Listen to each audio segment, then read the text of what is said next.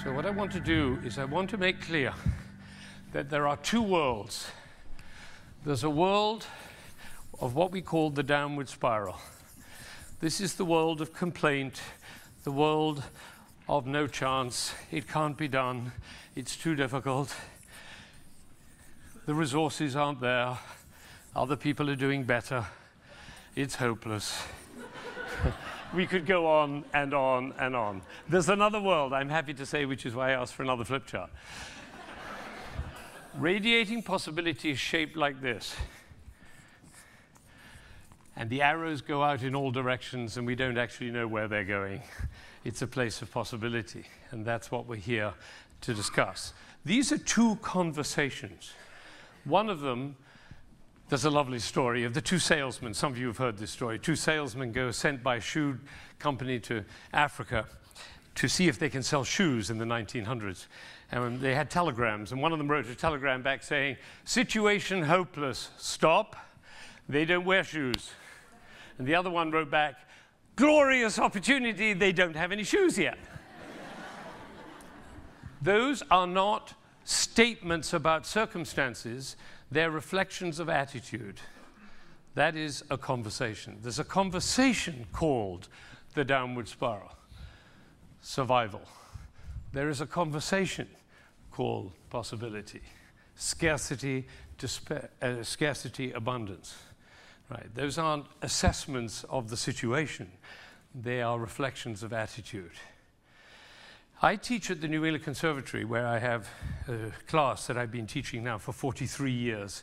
I have students from all over the world. They come there to study, graduate students, amazing players, wonderful people, but they are so anxious about the grades, about the competitions, about the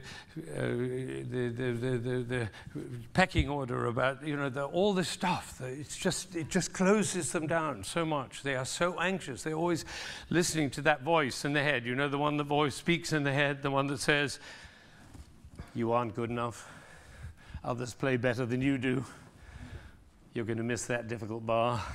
That keeps going and going and going and going.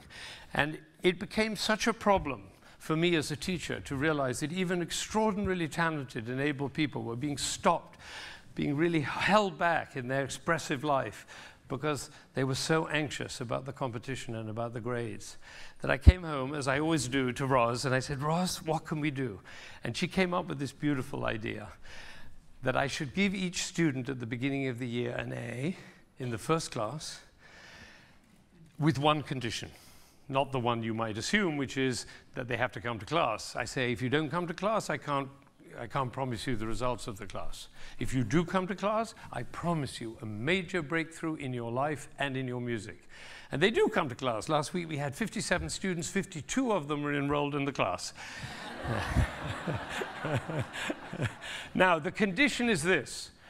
They have to write me a letter in the first 2 weeks of the year, a letter which is dated the following May of the next year, so 2009, the year, when the class ends. And the letter begins with these words: "Dear Mr. Zander, I got my A because."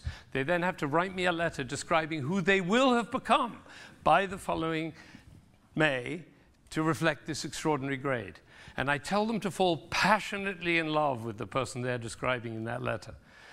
And they do. They write about who they could be, who they would be, who they see themselves as, if only that damn voice would stop telling them they can't do it. And when I come into class, the person I teach is the person they have described in their letter. You see, I only take A students.